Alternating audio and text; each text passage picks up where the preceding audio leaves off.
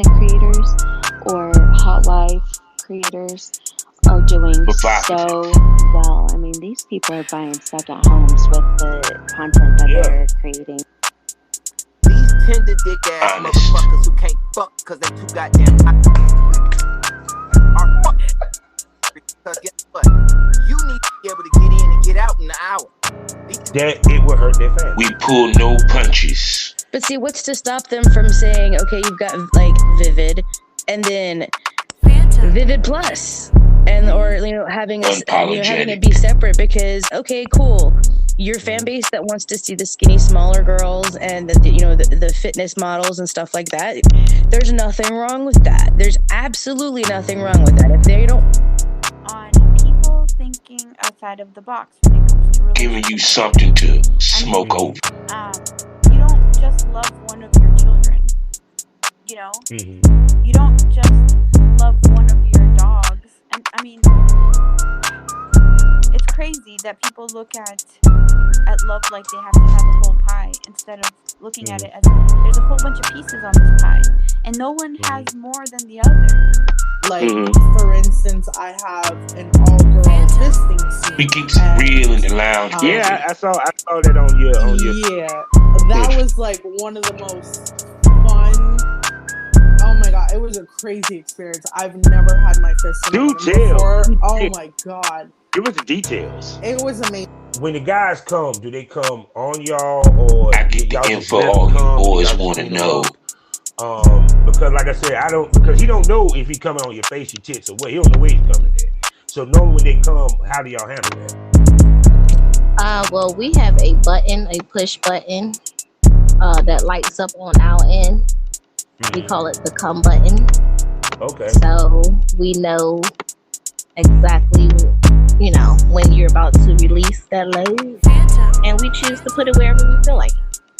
Ooh. Come smoke this over at the lounge.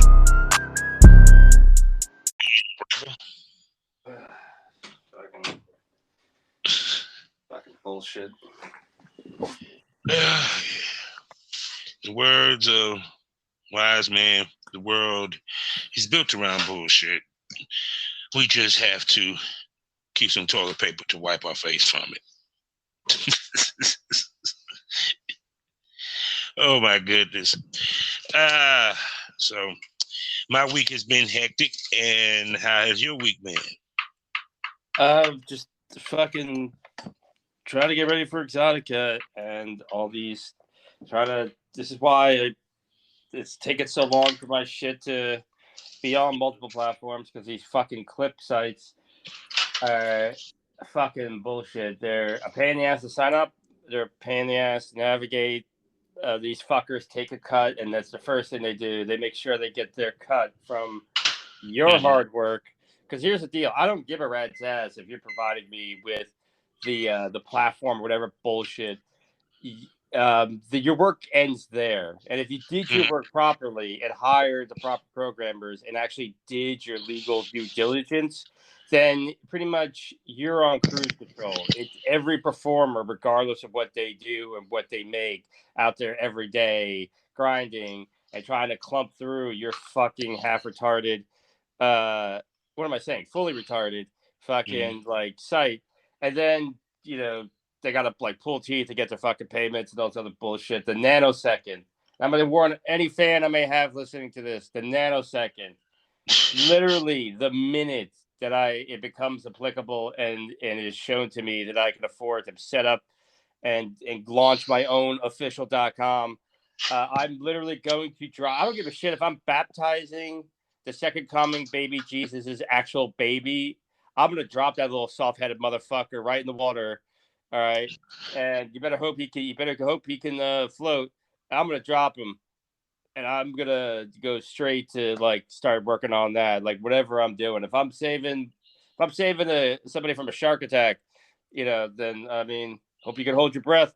I don't know. I'm stopping whatever I'm doing, and I'm getting my own goddamn.com, because this shit makes me want to retire and fucking stop doing porn. I didn't get into porn to sit in front of a fucking computer all day, dealing with these fucking bullshit programs, and nothing is as simple anymore.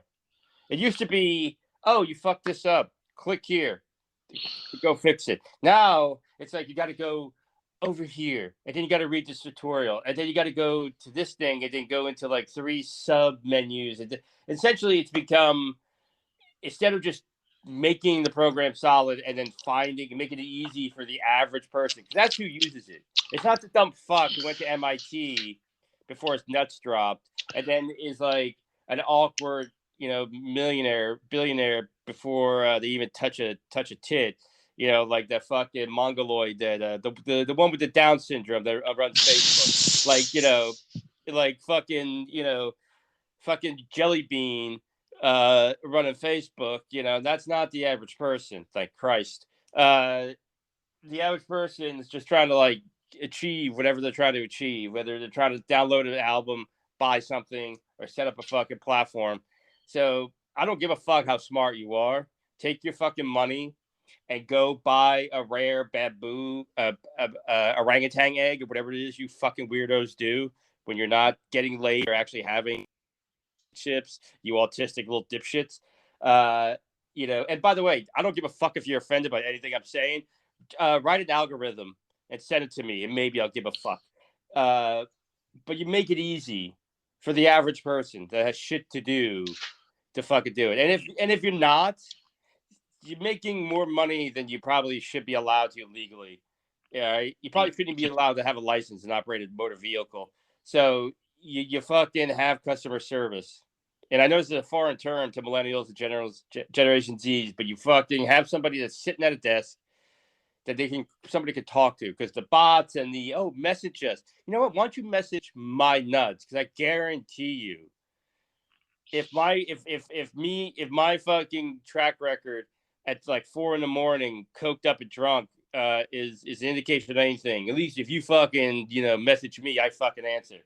So have actual real customer service with real fucking answers to fix the fucking problem that you could have easily prevented by actually designing something. But no, you got to prove to me that you're so smart, and and everything in this country is about style and a money grab instead of substance. So everybody, and I do mean everybody, that owns and runs these fucking clip sites with your little fucking quizzes and your fucking fucked up software that I don't understand why you would allow that glitch. Even I would be able to prevent that glitch from happening. Everything else, I fucking hope you all fall this holiday weekend and break your fucking leg. Fuck every last one of you. Fuck your cousins. And you know what? That kid, that little girl that you had a crush on 5th grade, fuck that fat bitch too. I hope she gets the sugar and they cut her foot off. Well, people, hello, Premium Smoke Room, and actually helping. Hello, Premium Smoke Room, and hello, world, because you probably will hear this on both Spotify, everywhere, of course, as well as on YouTube, because this episode will be the second episode that we're doing free. After that, you will have to subscribe to Premium Smoke Room to catch us. And this is Premium Smoke. This is the podcast, a pro wrestling podcast ran by 2 porn stars, one being retired, one being agitated and active at this point in time. And possibly retired if this fucking bullshit continues. And we're here. We talk about pro wrestling. We talk about a little bit of porn also. But the main thing about pro wrestling is that we pick a topic and we do a deep dive. So before we go into the deep dive, I wanted to comment on some of the stuff you were saying. The problem is that all these fuckers want to be OnlyFans light. To me, I liked Clips for Sale because it was easy to do. It didn't take much to join. It didn't take much. Even with mini vids, it was simple. And if it's hard for the people that's using your site to make money to navigate it, imagine how a fan would feel trying to navigate your shit. Well, here's the best part. For like many vids, like to find a video, even as a fan, I found it like fucking ridiculously difficult, unnecessarily so. But here's the thing. You don't want to be OnlyFans. OnlyFans wasn't meant to be a porn site. OnlyFans was like some fakakta fucking platform that just lucked into porn, okay? And they don't. And I'm gonna tell you right now, if you're an OnlyFans, you better hope you have some kind of backup plan, or you saved your money and didn't buy dumb shit, because OnlyFans is waiting, just like I'm waiting for the moment that I can just have my own site, just pay a staff to run it, and I can fire somebody if I find that if they're making things difficult. They just from the start never made an effort to make this good. They just took the money and ran. And the second they can viably cut off every single sex worker and go do something else, then they're going to. The only thing that OnlyFans is vaguely smart about is they're not making the same mistake that Tumblr did, where Tumblr went, well, we're not going to put up with this anymore. And then you went to call Tumblr and go, man, what the fuck? And you couldn't because your phone got disconnected because the stupid motherfuckers went out of business. I'll see you on the unemployment line. And by the way, your mother smells like sausage. Okay. And fucking, so they're just sitting there because they, even though now they're rich and they're going to spend the rest of their life being rich douchebags and raising fucking like trust fund, fucking rapists and hedge fund, thieves. They can't sit there like, oh no, porn, and they're waiting for the moment that they can like, oh no, now we're a band site or now we're whatever. So this is all you need to do. If you're a fucking clip site, this is what you need to do. You have a solid fucking platform. You make it easy for the person to sign up. You make it easy for the person to download. Okay. Basic shit goes without saying. No kid porn. If you make or like kid porn, you seriously need to jump in front of a truck now. Okay. You need to go. No excessive blood or violence. I can understand that. No bestiality porn. Look, hey, for me, I'm not judging. If you're into that kind of thing, if you want to take being the GOAT that far, knock yourself out. I got no problem with you. I got no problem with you or the horse you rode in on. You don't have to be sheepish about the shit that you like. Okay. Get all your ducks in a row. I don't get, but hey, you can always go off and make your own goddamn platform. All right. With a fucking download here and a fucking paywall there and a tip button there. But you could call it EIEIOs. So, but that's you need. So you have basic guidelines. Then you have, okay, we pay, this is the minimum you got to make in order for a transfer. This is the cut we take. This is the cost or whatever. And then you go, this is the whatever. And then the most important part, which none of these fucking sites, and actually many OnlyFans is the main fucking culprit. Because again, they had this is what, like, again, just, they're not smart. Dumb luck. Life favors the stupid. They happen upon this, and it didn't occur to them to hire an actual full-on staff or do the legal due diligence. Your job, your most important job, next to having a viable, strong network to sustain all this shit, is to have your legal ducks in a row. Have the paperwork and all the legal things, your bases covered for yourself. Then you tell everybody, hey, I need your ID. And then I need the ID of whoever's in the video actively having sex. And I also need like a 2257. Okay, don't go all convoluted. Don't, because that's the problem. But see, now I'm gonna tell you something else. Prior to this OnlyFans thing, you didn't even need all that. What you needed was, when I started with Clips for Sale, your ID. Of course, you sell me direct deposit, but really your ID, and you verifying you.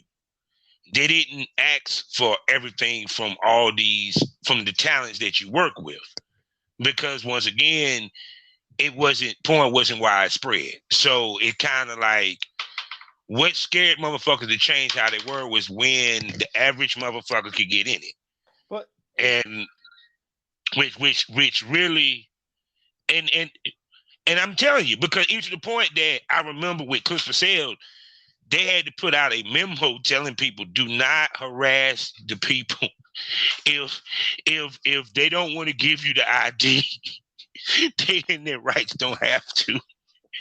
And what they did was called a grandfather scene, which means that the scene was loaded before that date when they made their change. But not all sites are doing that.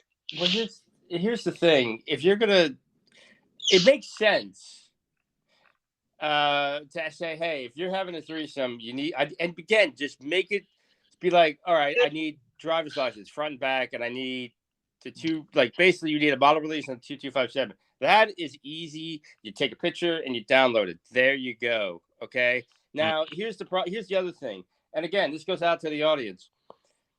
If you're making porn, again, I don't give a fuck. It's for a studio or for whatever. It's your job to make sure your ass is, because at the end of the day, there's nothing wrong with sex work. There's nothing wrong with porn, but it is an adult activity, which basically means it's in this country. We say you have to be 18 and magically you're an adult. Everybody from 17 under, you ain't welcome. You ain't wanted. And you know, we need to fucking take a foot of hose and take you out the woodshed and beat you with it, because you shouldn't be near this shit. So it's a responsibility. You had the thing covered. And also, here's the other thing. This is not a fucking get rich quick scheme. This is not a fucking gimmick. I get it. Some chick with fake tits and a fake ass that lives out in California takes, pictures that photoshops them within an inch of her life, and then she twerks, and a bunch of mopes in middle America buy the photos. That's like Goldberg in wrestling. That is like 1 in a million. That is the very, very, very slim exception. That is not the rule.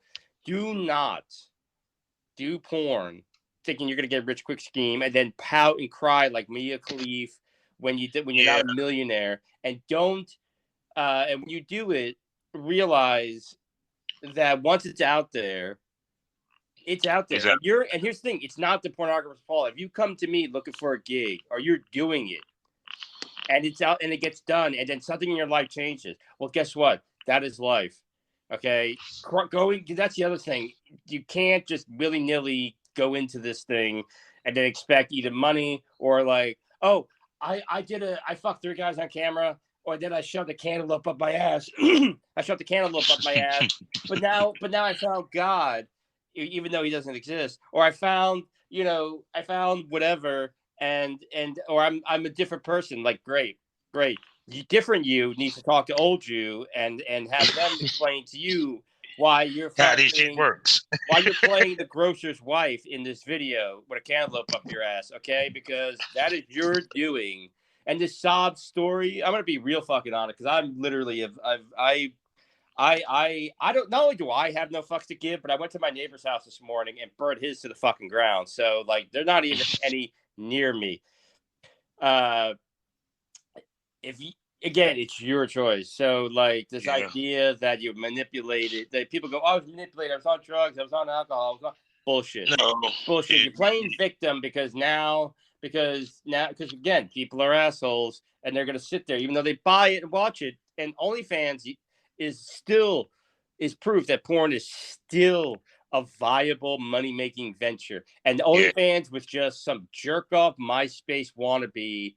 And the only reason why OnlyFans is a name, and the only reason why the douchebags, the low-bred white trash douchebags that own OnlyFans are fucking cashing in, is off the backs of fucking sex workers. Otherwise, these fuckwits would have been middling for the majority of their life. So porn, the sites and all these other people need to tighten their ship and fucking start running their operation like a machine, because this is where your money comes from. Fucking respect it. As for everybody that's in it, it's not a get rich quick scheme. If money does come flying in out of the blue, fucking save it. All right. And if you're stupid to save it, that is a you problem. That is not the world's problem. Also, if you're going to choose to be in it, you chose to be in it. Take your licks, no pun intended. And if you're done with it, if you don't like it, if you don't like the fact that it's out there, I don't know what to fucking tell you, because once it's out there, even if people are willing to take it down, even if you come to me and go, Billy, I don't want this scene of me and you out there anymore, I'll buy it back from you. I'd be like, all right, I paid you $800 plus I spent another $200 on the thing. I spent $1,500 to shoot this scene, and I make an average of $150 for the last year on this scene. So basically, if you're willing to pay $2,000 some dollars, I'll take it down. But you have to understand that scene's been out there for like 3 years. And how many people have downloaded it, placed it, got in it, And here's the thing: it's and that's the thing. Another thing I'm sick of is these fucking people who can't control their personal life. They have issues and everything else. Or like I said, some jerk off like Mia Khalifa goes out there and or like that no talent Billie Eilish. Like seriously, that whole thing that she does with the face and the weird, like, is that a gimmick or is she really that like retarded? They sit there and go, well, porn was harmful, like motherfucker. You know what? Porn should not be exposed to kids at an early age. It shouldn't be. And that's the parent's job. And you know what? I was exposed to porn at an early age. And it definitely does have an effect because there's certain things I'm into that I know for a fact that I saw when I was a kid. Now, here's the thing. I'm into role play. I'm into a certain level of absurdity and kind of off-the-cuff situations. And I'm into, like, stockings and garters and, like, lingerie. If you're into hardcore violent shit, if that's what you're drawn to, and it gets more extreme, that is telling of you. You need to go see a therapist, and it ain't for your porn. And here's the thing: if you like rough, wild shit, there ain't nothing wrong with that. But if you're gonna stand there, or hey, you know what? Some people have an addictive nature, and if you have an addictive nature, guess what? No drugs, no booze, no wild sex for you. And it sucks because all those things are awesome. And you look really cool while you're doing them, especially smoking. You look really fucking cool when you're smoking. And if you can't fucking control yourself, guess what? You don't get to have it. That sucks. Yeah. You don't get to have it. Not everybody else has to be denied it. So, like, you get assholes like Billie Eilish, or you get like Mia Khalifa that cry poverty. Like, oh, I did it for 3 months and I wasn't a millionaire. You know what? Fuck your mother and Macy's window. Why would you be a millionaire? Oh, I was addicted to, like, they hung this woman up and dressed her up like a pig in a velvet pig thing, and then they hit her with piñatas while yelling, Opa over and over and over again. Well, like, Billy, if no one told you to watch that video 187 times in 2 days. No one told you to do any of this shit. Maybe again, go to the fucking therapist. How is it? That shit wouldn't get made if there wasn't an audience fucking for it. I guarantee you, I know for a fact that a lot of chicks that fuck black guys in porn in their real life aren't into fucking black guys. But it's not that they're racist or against them, but it's just not their thing. But they will do it on camera because it makes them X amount of more fucking money, because that's what the audience is. It's like, it's not porn's fault that you're into this hardcore shit. It's your fault. And it's your fucking shitty parents' fault for not fucking watching over you and taking due diligence. I'm a porn star. If I ever have a kid, which I'm not gonna, but if I ever have a kid, if I ever adopt, if I ever wind up with custody of my nieces or nephews, they still that's a kid's job. If the kid wants something badly enough, they're gonna sneak around you and get it. My job is to stay on your ass, and when I catch you, consequences. And also talk to your fucking kids. Explain to them that, like, what we do is a fantasy. You don't really do that. The only reason why they do half that stupid shit is because people want to see it because it's a fantasy. It's this fucking thing that porn's the big bad guy to everything, and it's not. It's not a perfect industry. It's definitely full of shitbags, and that's why you should have IDs for people and do legal due diligence. The scumbags are still going to leak in, but now you can, like, stomp them out a little quicker. But this idea that fucking porn is the bad guy all the time, fuck your mom. Literally and figuratively, fuck your mom. And, these websites need to fucking start doing the due diligence. And I ain't looking to be your ambassador. I ain't looking to be your fucking buddy. If you want me to represent your brand, that's fine. You could pay me more out of your pocket. One bullshit site I attempted. First of all, they want me to take a fucking quiz. Like I'm trying to get into law school? I ain't taking your stupid fucking pretentious quiz. What kind of stupid bullshit is that? And then they're like, well, If you get this many, you get a water bottle. And if you get this many things, you get a sticker. And if you get this many, you get to be an ambassador. I'm like, motherfucker, I'm not looking for a job. I'll go to the dollar store if I need a water bottle, and I ain't looking for a fucking job. You want me to represent your brand. And here's the best part. We'll give you an extra 5% of your money. Like, oh, thank you. Thank you. Do I get to wear my red Nikes tomorrow? Would you let me wear my own shoes tomorrow? No. Don't give me. No. Go reach into your bank account and cut me a check because technically you want me to run around and take a break from endorsing my brand to endorse yours. You can give me a salary. If you want me to go somewhere and be at an expo, you can pay my plane ticket, and you can pay for my hotel along with that paycheck, and I will happily do it. And I will preach that thing like it's the second coming of Jesus, and it'll be better than the second coming of Jesus because your brand actually exists. So with that being said, let's move on to the wrestling portion of the show. Which conveniently enough is about a promo. Which you actually kindly introduced us to. Oh my God, that is beautiful. So yeah, this week on Pro Wrestling Smoke, we are going to discuss the art of the promo. Which has been something that has been a part of wrestling, that has always been used by wrestling, needed by professional wrestlers to make money, draw money, bring people in.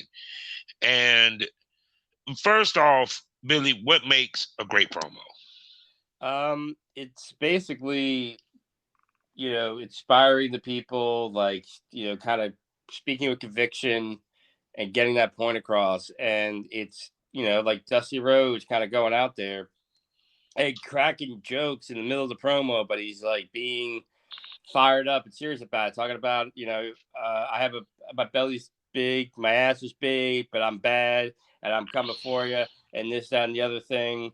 It's, maintaining, for lack of a better term, your character, and just letting the rest, like, just being you. Like, if you're a down home country boy, it's not, it doesn't normally pay off to be like this rich, pretentious, like Ric Flair type. Go out there and be country, and and relate to the people. And that's the thing. It's about inspiring and firing up the people. A good promo can fill an arena. A bad promo can make people change the channel. And it can also make or break a wrestler. I mean, charisma and skill in the ring and everything is one thing, but a large part of the gravitas and the aura of like a Ric Flair, a Dusty Rhodes, a Jimmy Valiant, Stone Cold, The Rock came from that promo. And a good promo, it's a difference between, we have to go and have a 25-minute knockout, drag out main event. A really good promo, you could go out there and have a 10 to 8 minute match, and work the psychology, and the people are going to be just throwing babies in the air and tearing the seats off the ground. So it's an all-star form. Like Christian right now is giving a master class in what he likes to give a heel promo. Mm-hmm. And this is a guy who literally is the opposite of Captain Charisma off camera. He's a sweet, chill. No one's ever had a problem with him. He basically wants to hang out with his wife and his cats. The guy's such a nice, average guy that they had to kind of, he was supposed to have like a love affair storyline with Trish Stratus at one point in his career. And he didn't feel comfortable doing it. So they kind of trashed the thing. But then he could go out there and cut a promo on Jungle Boy and literally have this crowd of smart marks just genuinely booing him. And that's the beauty of it. Everyone knows this guy's a super nice guy and he would never cheat on his wife. And, he's got a daughter and he's probably a great dad. And then he'll go out there and I'm going to tell you who I think low-key had great promos. Nick Bockwinkel. Mm-hmm. Because his promos was more of, he was an intellectual prick. Yeah, he was a snob. He was a complete snob. Like, he'll use big words and everything. Daniel Bryan, Daniel Bryan is probably the most beloved wrestler in the world. I mean, think about it. With the injury, I was really pissed that he came back for a while, because it's like, dude, you can seriously, you can really hurt yourself or kill yourself, and it ain't gonna affect me. But you got the wife and the kid and the dog and this amazing life and money in the bank. Like, is it worth all that? I mean, obviously, I guess maybe the WWE doctors weren't as on point as people were led to believe, but this is a guy who is beloved by everybody. And the only person I think that ever said anything bad about him was Vince Russo, and Vince Russo don't fucking count. And this guy goes out there and does a promo and gets people to boo him. And that's the art of the promo. It's like, beloved, and people still want to see it, but he could hold that entire arena and everybody at home in the palm of his hand. And he could do a promo like that. Well, see, it's also the promo is, well, when I think about like the cats, well, like when I think back, like for example, when I saw the match where Nature Boy Buddy Rogers it won the title. And he Pat O'Connor in Kaminsky Park, I believe it was. Yeah, when he said, it couldn't happen to a nicer guy. Yeah, to a nicer guy, it couldn't have happened. Yeah. Yeah, you know what I'm saying? And it's like, and then when I listen to his promos, then I listen to Bobo Brazil's promos, because even with Bobo Brazil, I know he had to do the footwork promo wise when it came to him and the Sheik when they had matches, because the Sheik don't talk. And so it was kind of like, do you think when their matches, if Bobo didn't have fire promo, would it draw as much if he wasn't a great promo? I don't see. That's an interesting question, because I mean, $1 Million Look, and then you had to look at the Sheik, and then the chemistry they had in the ring. But it was also the beginning of the era of TV. And that's when the promo really became a thing. And also, like, that's when managers, I believe, like Wild Red Berry became a manager. You had the Grand Wizard, who was the Sheik's original manager, Dr. Ken Ramey, and I think, with the advent of television is when the promo really, became a huge thing. And again, it was everything, the Man of the People promo, the Dusty Rhodes, the Bobo Brazil, the Crusher and the Bruiser in Milwaukee, Minneapolis, because even to the point that when I think about like the three-way title change that happened in like within like a 5-year, maybe 6-year span, when you had Dory Funk Jr. dropped it to Harley Race, then Harley dropped it. You get what I'm saying? Yeah, he dropped Jack. It was like, to me, Harley was the promo guy, because honestly, Briscoe, he wasn't a great promo. To me, he was never a great promo, and neither was Dory. Now Terry was. Because Terry was, because that particular was Terry. Terry is the master of the batshit crazy promo. I mean, one of his most famous promos was in Florida, where he went into a shower and started rubbing Florida dirt all over himself, and then started pouring oil over. I'll put it on Twitter. Pouring oil all over his head, talking about Florida crackers. I'm gonna be a real Florida crackers, and you all just rub this dirt in your eye. Your mother's a whore. That egg sucking dog, Dusty Rhodes. And he would just go out there, and like in ECW, he did a similar version. Yeah. And I have to dig for it, but he's literally talking about how people from Florida, I think it was Florida or some state, like these Asian immigrants came here, and you taught them rape, and you taught them murder, and he was just going on and on and on, and he just, like, no one could do Terry Funk. Terry Funk was literally I think one of the just original. Like he just Yeah. people imitated him, and I don't remember him really mentioning who he imitated. The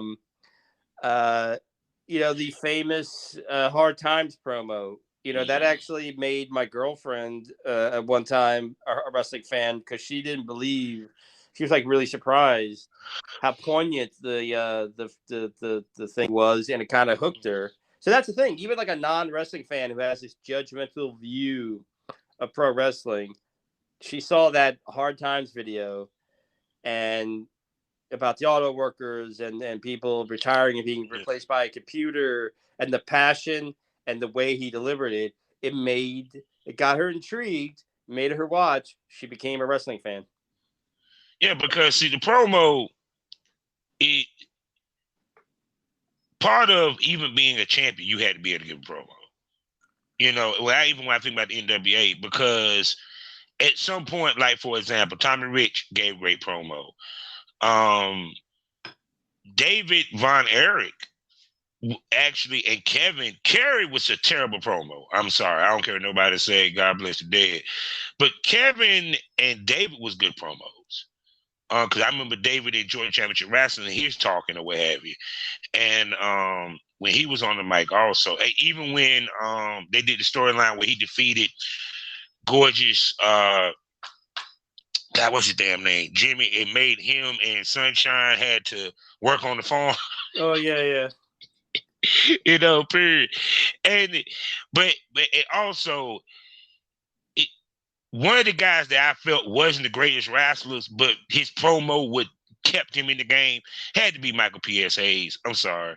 Well, that was because the thing, yeah, and he even admitted it. Like, he talked about like he had to have like I think an hour Broadway one time with Ric Flair, and he's like, and he actually, I heard him say like, "What's with this wrestling bullshit? I kick and punch."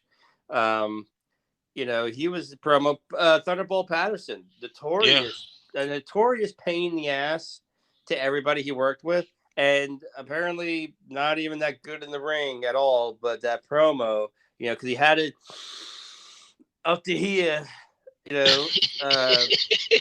and of course one of my favorite promos of all time, and I can't believe you didn't even bring me up, Kavanaugh, you big dumb son of a bitch. How do you forget the big cat? Oh, we were gonna get I covered the ground I walk on, and I'd rather fight a man than make love to a woman. I swear to God. And I'll tell you something right now. The women love making love to the big cat. You want to know why? Because I float like a butterfly and I sting with that D. And she'd be going down. She'd be going down in 3. Because I'm the big cat early lad. And I can't believe you sit here all 7 foot of my gloriousness and ignore me. Kavanaugh, you big dumb son of a bitch. You dumbed yourself out of this podcast. I swear, I gotta come down. I gotta come down there. But now, I'm gonna tell you something, because it was something I was watching the other day. I was thinking about it. Now, when we talk about managers, everyone talk about Bobby Heenan. Of course, they're gonna talk about Jim Cornette. And people slept on Oliver Humperdinck. They slept on him. Well, because I think his best work was done in the Florida, Alabama kind of territory. Like, I think once he got to like the WWE and then like some later WCW, I think he's just he became like a Southern fried version of Lou Albano, like young Humperdinck when he was Kevin Sullivan and in the heyday of Florida. That's where his best work was. And again, unless you had. We didn't have the resources that we have now to go back and watch. He was not appreciated, because even when I watched him on the WWE Network in the Mid-Atlantic, and he was, he was managing actually Paul Jones, who also used to have a great promo. Paul Jones had a damn good promo. I ain't even go for it when I think about it. But Oliver Humperdinck, man, he was giving it to him in his promos. And it's kind of like, I'm like, damn, people forgot about that dude, period. Because, of course, Lou Albano, he gave great promos. I remember his promos,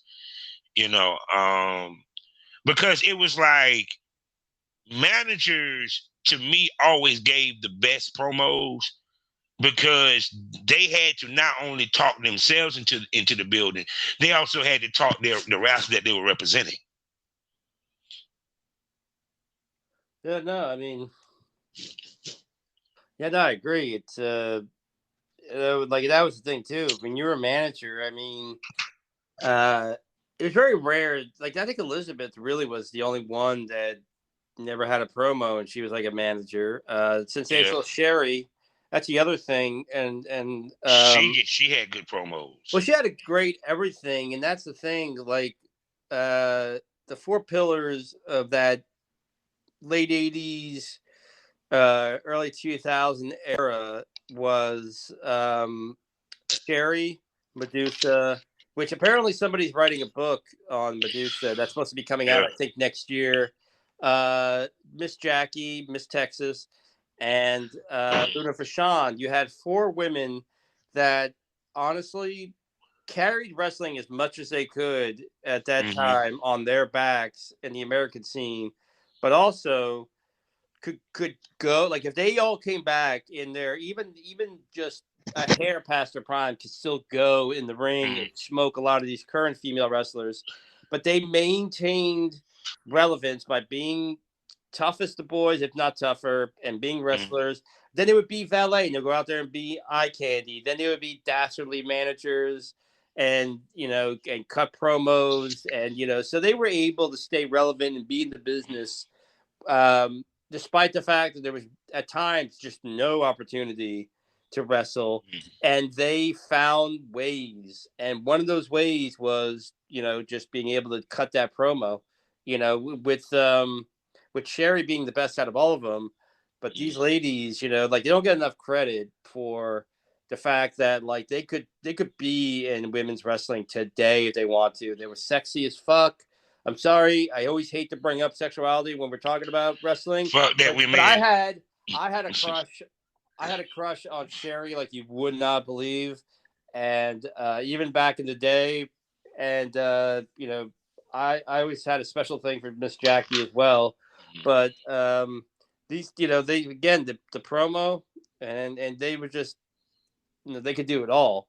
And like I said, a promo can extend a career. It could save a career. Or, again, if you're somebody who's just not a good wrestler, it can give you, as long as your work is moderate, you can get by.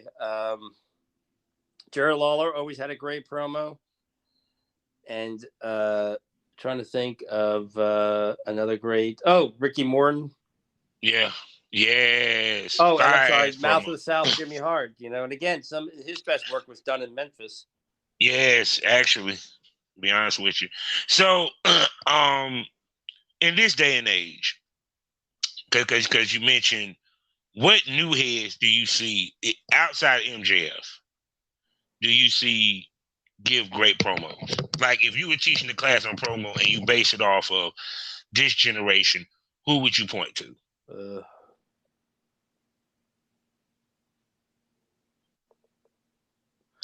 Danhausen, until he got to AEW, really had an interest. Like, I think Danhausen, since he came to AEW, got really watered down, and it, like, kind of the joke that was that not that Danhausen is a joke, but I don't know if he's trying to measure out, make sure that leg is in full speed, but his in-ring stuff since coming to AEW, to me, it's like, well, that's not the Danhausen I was watching like a year ago. And also, they're not, at least on TV, which is the main. Here's the thing: the main shows, the two main shows, that's where shit needs to be presented. I don't care what they're doing anywhere else. Even your audience that is like an actual wrestling fan base sometimes does not have the time in the day to go to these other places. And Danhausen has a great promo, and all I see him doing is the stupid the stupid little vampire curse pose. He looks like he lost a lot of weight. He was never huge, but it's like, dude, you're making Orange Cassidy look like Hulk Hogan. The Acclaimed, like, part of the reason why they won me over, it's not because of their winning streak, but because they got that promo and they know how to do the rap. Bailey had, especially when she became a heel, really, turned up the volume on the promo. But I gotta be honest, right now, and I know I'm forgetting somebody, and I'm well aware that I'm probably forgetting somebody. Oh shit, I feel you in. Go ahead. But I'm not really because again, the promo has lost a lot of importance because now it's all about like, look at the moves I could do, and look how I don't sell, and Britt Baker has gotten way better at her promos. But the promo is really, again, like psychology, the promo is taking a backseat to look at my cool hipster gimmick and look how many moves I can do. And it's like, all right, well, if you had a really good promo and had a reason for doing that move, it would actually mean a lot more. Yeah. Now, to me, Jay White, I say he's one of the good ones because I love his promos. Jay White, yeah. Eric Young, I'm sorry, his promos, as well as Sami Callihan. I don't give a fuck what nobody says. Sami Callihan promos is on fucking point. Just because the way that he says them, the way he does them, and his character. Cameron Grimes, actually. Yeah, Cameron, and shouts out to North Carolina Independence. Yes, he was. As far as I know, he never spoke before he went to the WWE. Yeah, I mean, he did during CWF Mid Atlantic when he wrestled independent in North Carolina. He had some serious promos, very good promos. See, I knew he was known as Trevor Lee, and he was literally the best independent wrestler in North Carolina. Like, trust me, he was on a lot of people's radar. And each point that Jeff Jarrett, of course, brought him in when he did Global Wrestling Force, that shit. And he was at one point the X Division champion. But no, Cameron, I knew what he was gonna do. Carmelo Hayes, I like his promos. I like Carmelo Hayes because the ego that he comes with it. Who else I've been listening to? Of course, I've been raving about my man Spike Trevay, his promos. The guy over there in Progress. And I have to say this, ICW, everybody's on point with their promos. It's like even down to the women, Cass Evans, their champion, and everything. It's kind of like the overseas, they get it with the promos more so than over here. Because it's kind of like with WWE, they want you to be the character, not necessarily yourself. With AEW, they allow you to be yourself, but the kooky stuff is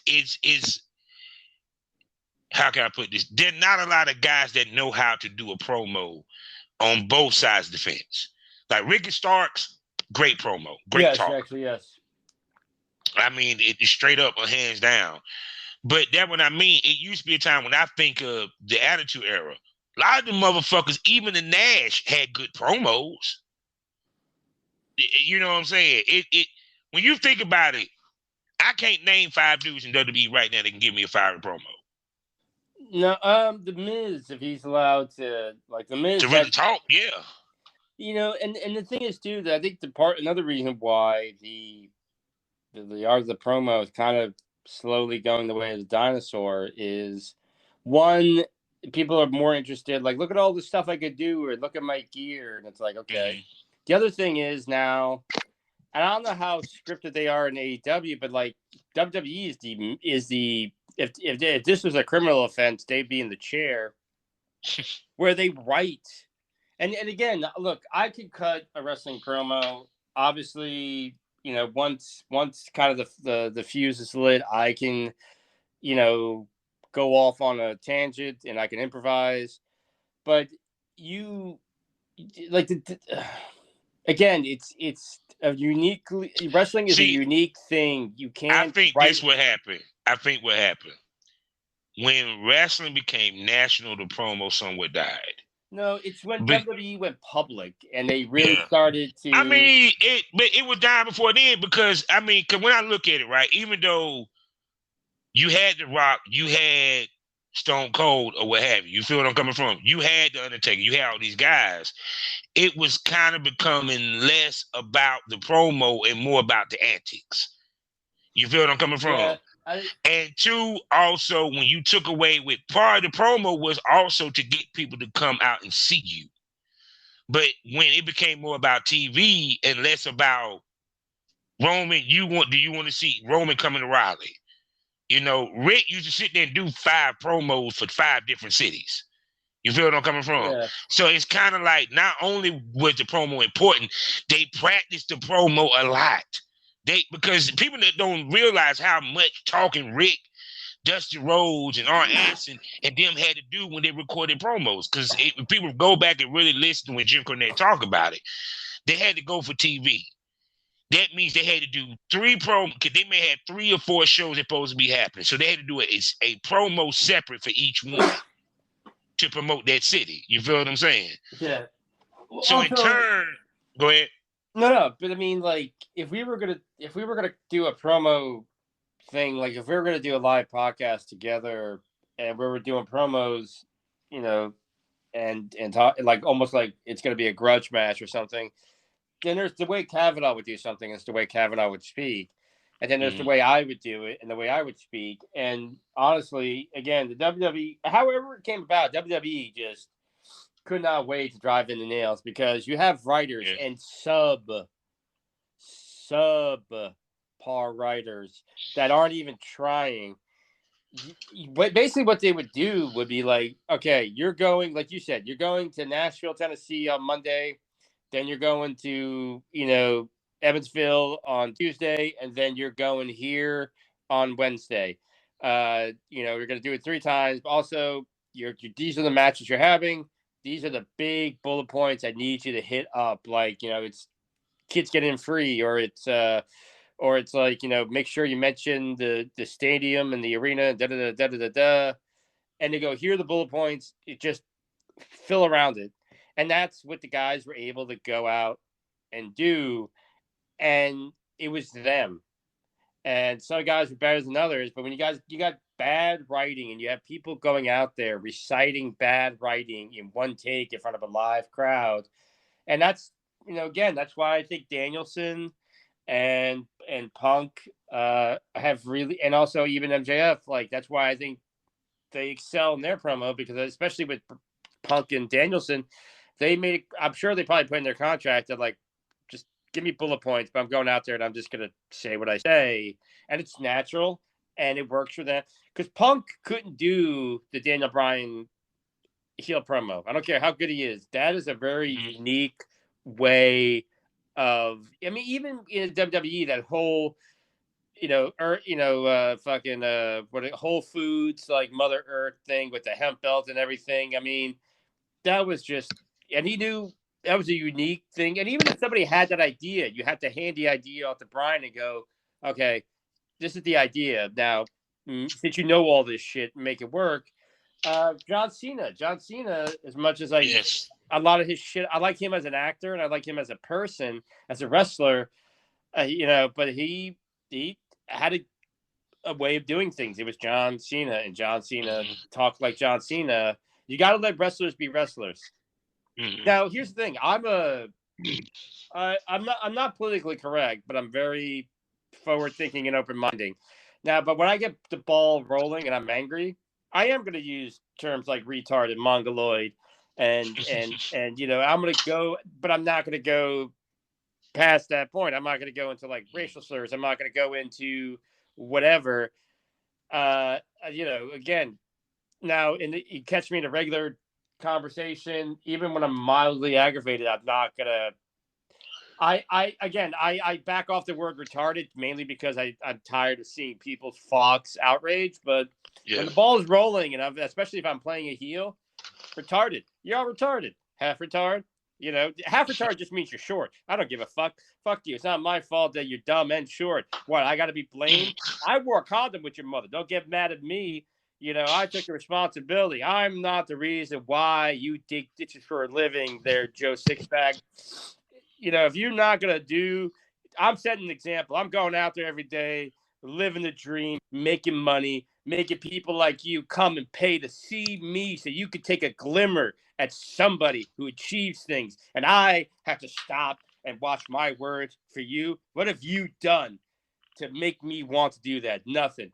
But what have I done? As much as you hate my ass, you're gonna pay that $15. You're gonna sit ringside and you're gonna boo me, and I'm gonna laugh because I deserve to be in that spotlight because I'm a star.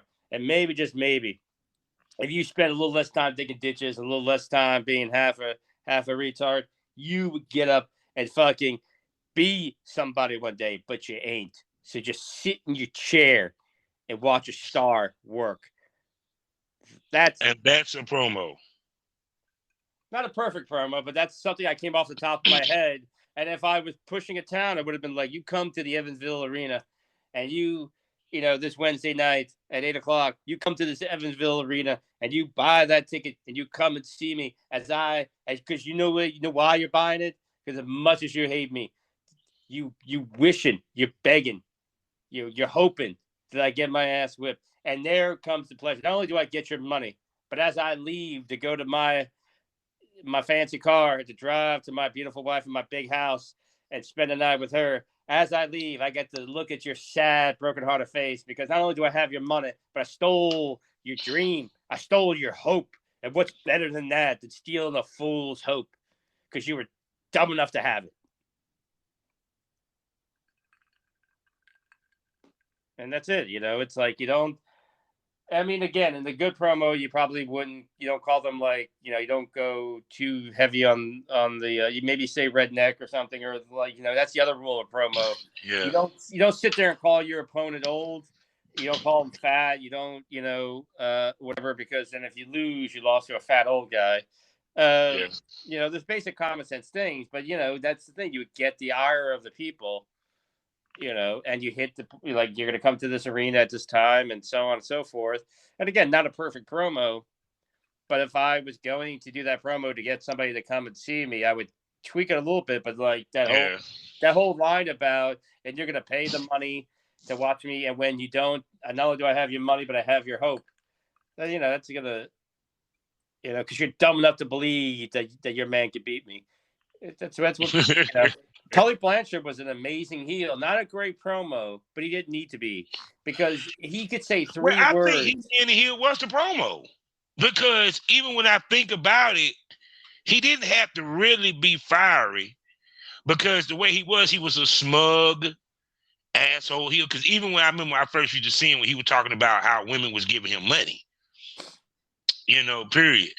And even when he was going at Ric Flair, you know, calling Ric Flair out because Ric Flair wouldn't defend the belt. That when he was teamed up with Wahoo.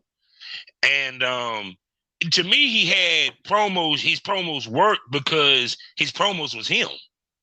You get what I'm coming from? He didn't have to be over character. You know, it's kind of like something with Jim Cornette was saying about Hogan. We knew Hogan was a character. We knew Rick was Rick. So when Rick did his promos, we knew that was him. You know, same thing with Tully. It's kind of like Tully was to. That's why I said to me, WCW, NWA had the better promo guys because you believe their promos. Well, I mean, more so than anything else. With Tully, and also it's also the thing of like Dusty could go out there and make up words and ramble on. Hulk Hogan could go out there and say brother every other word and just start going because people make fun of the Ultimate Warrior, but Hogan would go off on these stupid, like just talking about I'm gonna pull down a skyscraper and then, you know, fertilize a woman by like snapping my finger and I'm gonna do this and it worked for him. Where Tully, again, it was probably one of the best. I've had to make top 5 heels because people paid to watch him get beat up, and he had that arrogance, he had the psychology and demeanor, and it wouldn't make sense had he had a fiery promo. He just needs to go out there and talk about. He basically say like 2 sentences and stand next to that Bigfoot that he called the 10, and you know people would just throw money. He couldn't buy tickets quick enough in the hopes that he'd get his ass whipped. And more often than not, he would get his ass whipped and then be on TV the next day talking about the sun was in my eyes. You know, it's 8:00 in Charlotte indoors. The sun was in my eyes. And then Dusty, you know, pulled my tights and yada yada yada, and then just like that never happened. And the thing with the promo is we remember the epic ones. Like I spent money on spilled liquor than you made last year, or the hard times. Like we remember those big fiery promos. But sometimes if you're allowed to be the wrestler that you are, like I said, Tully could never be a babyface. I think even less than Ole. But you can be, if you're allowed to be yourself and have the whole package of the way you wrestle psychology wise and the way you carry yourself in the presentation, you can go out there and just go, well, I got the perfect 10, I got the TV title, all you little peons or whatever, and he had a lot of times he had like a ring on, and if you watch Tully and he would have this. Like guys in the 80s, and it does happen. If I like a pinky ring. I'm in my 40s. I'm not gonna lie. I like a pinky ring when I get dressed up. And if you have a pinky ring on, your hand takes a certain movement. And he had it just instinctively will happen, especially if you're talking and your hand will take on a certain movement. And Tully would hold the belt perfectly in one hand and would have that pinky ring or that, and he would just the hand motion and just the way he was talking to you, like that condescending, shitty boss at our first fast food job as a kid, who would talk to you about the fry later, and he would just say something, and then he would be done, and then Arn Anderson would come in, who also was a great promo, and then Rick would come in, but Tully just knew, just with the whole package, he would say 2 sentences, maybe 3, and everybody. Helen Keller would find a voice to tell him to fuck off if he did a promo in front of Helen Keller. But shit, there's so many people, man. But I'm sorry, New Jack. New Jack is something. Yeah. I mean, he said one of the most immortal lines in wrestling history, where he said, "Good job, OJ. 2 less we got to worry about." God, that was classic. That was fucking classic. This bitch. So, people, we have came to an end of another wonderful Pro Wrestling Smoke episode. Hope we gave you some insight to the art of promo and why it's important to this game, and why the art is somewhat missing. Because, like I said, I mean, when I think about all the guys that I grew up with, when it came to wrestling, from the Dusty Rhodes and Ricky Morton, even the Austin Idol, Adrian Street, these guys knew how to talk people into the building, and they knew how to talk, and they knew how to give a great promo. That's why it's mighty fucking funny that every wrestling school always showed Dusty Rhodes. Why? Because Dusty Rhodes, his promos was always on point. In the words of MJF, it made you feel. That's the purpose of a promo, to make you feel. I Superstar Billy Graham. Yeah. And basically that's where Hogan got his promo, I remember one famous one. Like I said, I'll post a bunch of promos, but it's like, I swim 5 Jimmy Valiant, my bad. The Boogie Woogie Man. Oh, but yeah, Boogie Woogie Man, hands of Jimmy Valiant. Like, he just, woo, mercy, and, and everything else. Even when you insulted the guy, he had a comeback, in the promo. And, and that was the thing. Like, halfway through I think by the 80s, he kind of found his sweet spot in the Carolinas, that he let his body go. And, actually, when I'm thinking about it, my favorite promo of all time, and this is just facts, is the Macho Man. Not when the Macho Man was in WWE. No. When he was in ICW. And I think it was after the match between him, Ron, and Garvin. He was like, I had to sit in front and look at a candle for an hour to get my mind right. Freak out. Again. What you did to me? I remember 2 things. That big 2-year feud with Paul Jones and Jimmy Valiant. 2 things was when Pistol Wadley turned on. I remember watching that too, being a little kid, being horrified. But Jimmy Valiant came out and he could mercy daddy doing the woo, and then he came out, and again, this is the genius of knowing when to do something.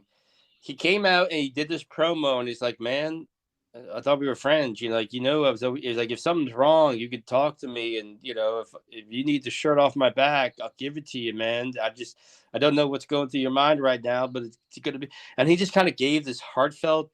It literally everything was. It was the anti Boogie Woogie Man promo, because he was expressing emotion of, like, my friend just attacked me in a brutal, violent way, and it broke my heart. I don't know why. And on the other side, that was genius. But on the other end, Shaska Wadley, really, you had to go back and watch that. I think it was in 86, 87 when Shaska Wadley happened. And Pistol Wadley doesn't get a lot of credit because he was in ICW, but he was a good wrestler. But when he was allowed to be a heel and become Shaska Wadley, the stuff he did, I was actually just talking about it to somebody the other day when he got his hair cut. And he would literally milk like 5 to 10 minutes of just trying to take his hat off at a match, and how he would do it. To this day, it still burns into my memory.